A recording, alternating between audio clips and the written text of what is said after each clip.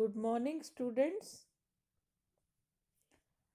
हम BSc part first का paper third algae lichen and bryophyta उसको कंटिन्यू करेंगे और आज हम टॉपिक रिक्शिया को आगे कंटिन्यू करेंगे।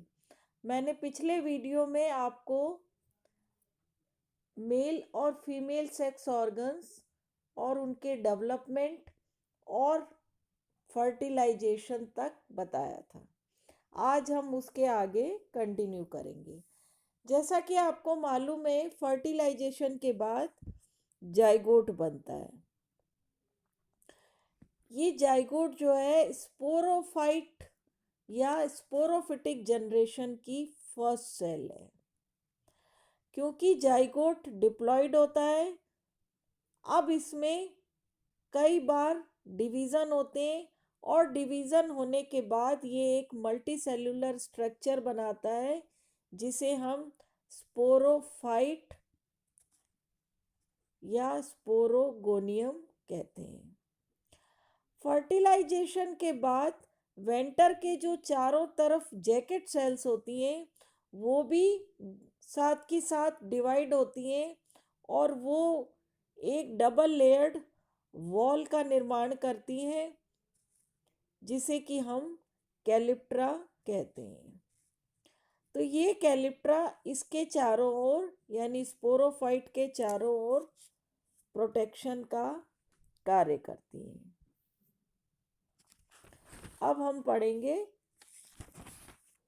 स्पोरोफाइट का डेवलपमेंट। जाइगोट जो बनता है उसमें ट्रांसवर्स डिवीजन होने से दो सेल्स बनती हैं, ऊपर वाली एपीबेसल सेल और नीचे वाली हाइपोबेसल सेल। अब नेक्स्ट डिवीजन इनके राइट एंगल पर होता है जिससे चार सेल्स बनती हैं।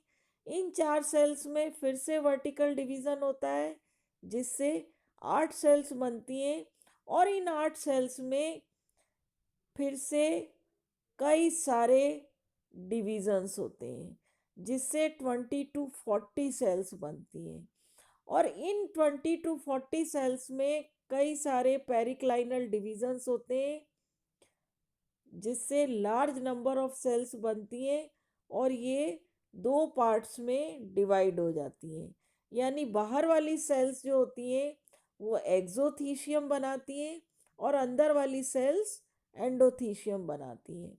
तो एक्सोथीशियम की सेल्स डिवाइड होकर स्पोरोफाइट के चारों ओर एक सिंगल लेयर्ड वॉल बनाती हैं, जबकि जो एंडोथीशियम जो होती है उसकी सेल्स स्पोरोजीनियस सेल्स कहलाती हैं जो कि डेवलप होकर और डिवाइड होकर स्पोरोफाइट मदर सेल्स कहलाती हैं या स्पोरोजीनियस मदर सेल्स कहलाती हैं जो कि राउंडेड होती हैं।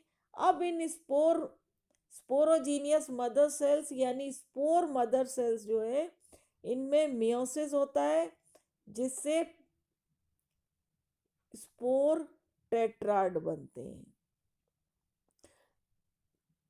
जो कि हैप्लॉइड स्ट्रक्चर है।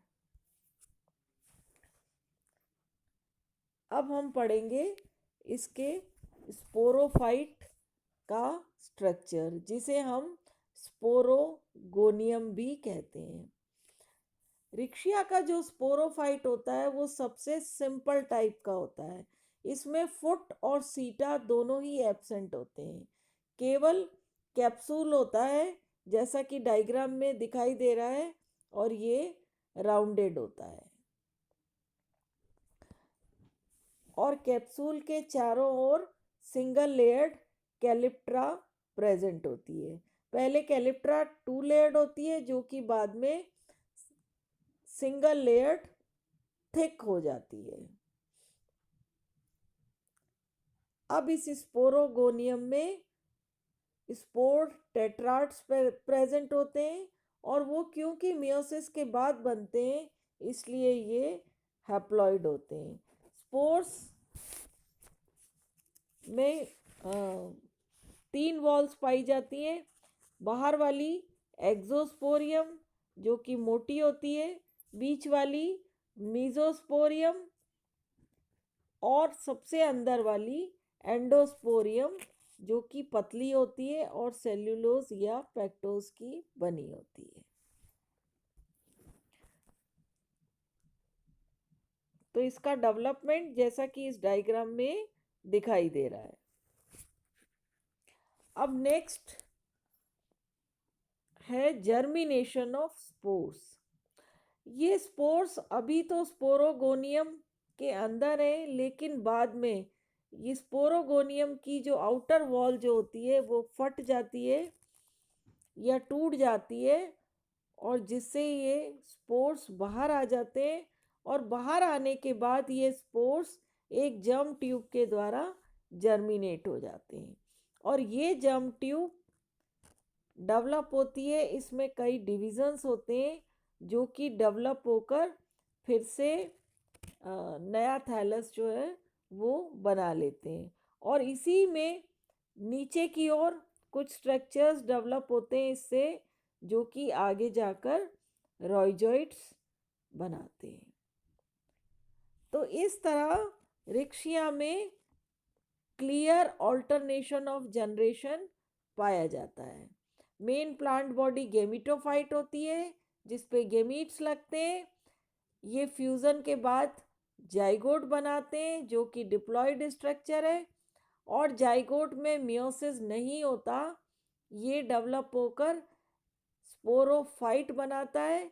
इन स्पोरोफाइट में फिर मियोसिस के बाद स्पोर्स बनते हैं, जो कि हैप्लॉइड होते हैं, और ये स्पोर्स जर्मिनेट होकर फिर से नया प्लांट या थैलस यानी गैमिटोफाइट बना लेते हैं। इस तरह मेन प्लांट बॉडी जो है वो गैमिटोफाइट है। स्पोरोफाइट या जो डिप्लॉयड स्टेज है वो बहुत शॉर्ट लिव्ड होती है, जो कि जाइगोट से स्पोरोफाइट बनने तक सीमित रहती है। तो इस तरह रिक्शिया की लाइफ साइकिल में गैमिटोफाइट और स्पोरोफाइट दोनों जनरेशन पाई जाती हैं, जो कि एक दूसरे के ऑल्टरनेट होती हैं, जिसे हम ऑल्टरनेशन ऑफ जनरेशन कहते हैं। तो ये रिक्शिया कंप्लीट हो गया आज। Thank you.